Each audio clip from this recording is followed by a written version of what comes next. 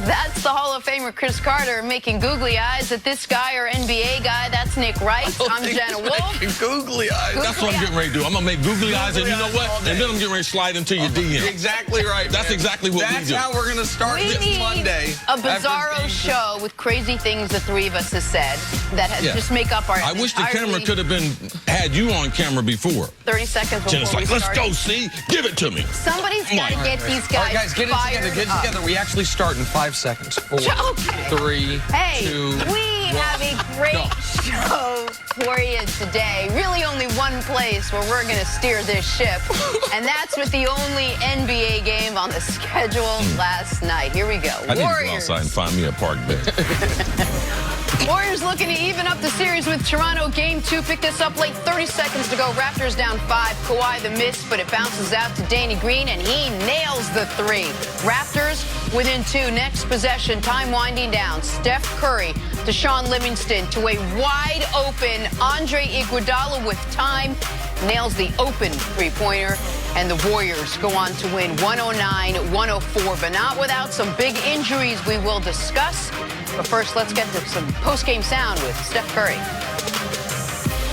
The whole fourth quarter, they were playing some janky defense, just trying to send bodies to me everywhere, and our whole roster just took advantage of it. Like, over the course of the game, that's kind of disrespectful to leave Andre Iguodala open like that. You know, with the game on the line, he's made big shots like that before, and he got it done tonight. Well, we weren't disrespecting anybody.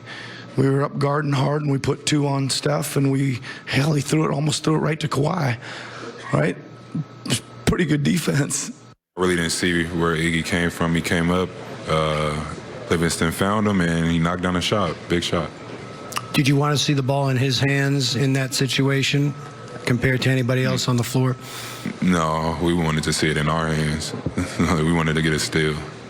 All right, so let's start at the end and work our way back with that final possession. Nick, what'd you make of the Warriors' final possession? All right, this will be the image when in 8 years or so, whenever it is, that Andre Iguodala is inducted into the James Naismith Pro Basketball Hall of Fame that we see. The first image that we see, assuming they go on to win the championship, it will be this shot.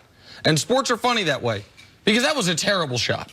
It was the absolute wrong decision in that moment was Andre Iguodala with 5 seconds on the shot clock when the Raptors had missed their opportunity to foul Draymond, missed an opportunity to foul Livingston, missed another opportunity to foul Draymond, could have gotten a steal. It ends up in Iggy's hands. All Iggy has to do is wait, or he can kick it. But Draymond's not even in the screen. You can throw it out to him, and he's going to have a walk-up 3 that all has to do is draw iron, and the game's going to end. He doesn't need to make it, Draymond. It's about the time at that point. You're playing the clock and not the opponent. But Iggy made it. And since he made it, now you don't have to worry about any of that other stuff. You don't have to worry about if Draymond would have airballed. If Iggy would have held the ball, would he have missed one free throw and left the door open for Toronto? None of it matters, because he made the shot. It was in the exact same place on the court, Robert Horry, who all of a sudden Iggy and Horry have some similar career kind of side-by-side symbolism to him, made a critical shot, the critical shot of the 2005 finals in Game 5, the deciding shot maybe of the series. Iggy took the shot and made the shot. Didn't care that he was one of his last 14 from 3. Didn't care that he had been terrible shooting the basketball since Game 6 of the Houston series. He made the shot. So I'm not going to sit here and say that was the right play or the right shot, but he made it, and it was the most critical shot that's been made thus far in these finals. Well, there's a couple of choices there. They were very, very fortunate that Livingston was able to avoid the steal with Kawhi, because Kawhi had a beat on that one. Livingston took a couple steps to be able to get the pass from Steph Curry. In that situation, there's a couple of things that he can do. He shot the shot. He can drive to the basket, or he can dribble out or kick it out. So I thought he was going to shoot. The only problem with it is he should have waited about another second. I don't believe, like Nick, this is not Robert Horry's shot. The Robert Horry shot was it. They needed that to build this right here. They can still win the game. They're still up. The Lakers weren't up. Oh, we're talking about 2 different shots. See, you're thinking of Robert Horry against the Kings. I'm thinking of Robert Horry as a Spur against the Pistons. I mean, to me, I don't think this is going to go down as a big shot. This was a good time for them to build. Someone had to shoot it.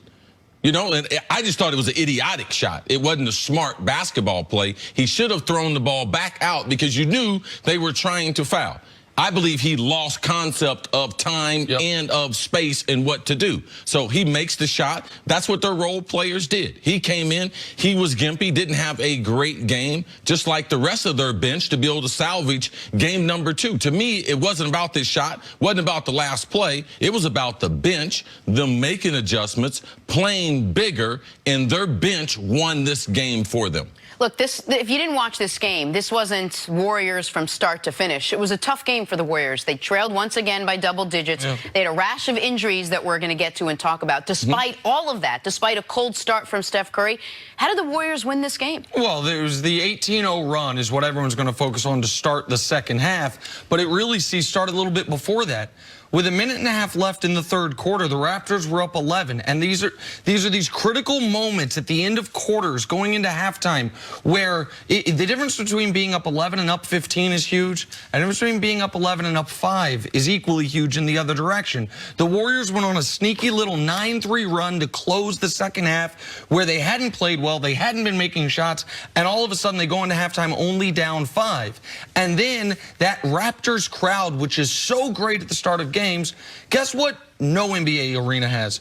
A great start of third quarter crowd, because people are getting drinks, people are coming back to their seats, and the Warriors, with kind of a dead arena, took advantage of the moment and went on the 18-0 run to start the third quarter that flipped the game entirely. The Raptors couldn't buy a bucket, nor could they get a stop. The Warriors were getting great minutes from Boogie. Steph and Klay were playing in harmony for really the only time all game, and that's what flipped the game. Now, the Raptors, even after that, had their opportunities after Klay went down, but that started the third quarter where the Raptors were 0 of 8 from the field and the Warriors were 8 of 12 from the field for 18 points. Like, that's going to be the decisive moment of the game, the first 6 minutes of the third quarter. The two biggest moments of the game for me was when they decided to start Boogie Cousins. Steve Kerr goes to him before the game, and Steve Kerr was very good. He was pretty coy, because I listened to an interview before the game. He said, we're going to change our starting lineup. And so people weren't surprised at that. As far as Jordan Bell, he didn't deserve to start after he started the game number 1 at center for them, but they needed more size. Boogie Cousins looked decent enough in game number 1, but him deciding to go to Boogie Cousins, what does that do? It gave him a great deal of confidence, but it opened up their system, the Warriors system. The reason why people fell in love with how they play basketball, because they do it the right way.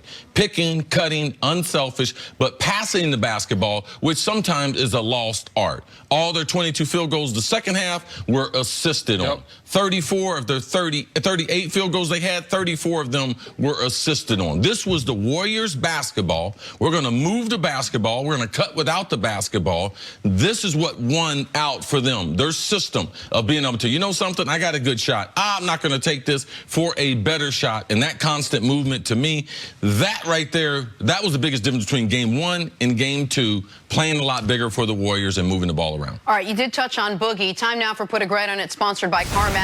And we will talk about Boogie. Had a big impact in game 2. Steve Kerr put him back in the starting lineup, like we mentioned, scored 11 points, 10 rebounds in 28 minutes of work. He did it on offense. He did it on defense. Nick, put a grade on Boogie Cousins' performance last night. You have to give him an A. Once again, I mean, he was actually defensively more than fine out there, which was the big question, even pre-injury, certainly post-injury. He had the best plus-minus of anybody. You mentioned the 11 and 10 to go along with 6 assists, which is the trend you were talking about. Nearly every basket was assisted for the Warriors, so I think you got to give him an A. Absolutely. In his real first starting assignment in the NBA Finals, after only playing a couple playoff games, you have to build all the pressure on him. He's also a pending free agent. His reputation, his professional basketball career on the line. He comes through for the Warriors. You have to give him the best grade available. You got to give him an A. Good stuff. All right, we got so much to talk about this morning, but the Warriors and the Raptors even up the series at a game apiece. Coming up, did the Raptors blow a big opportunity last night? That is next on FS1. You can always check us out on the Fox Sports channel on SiriusXM, and we'll be right back.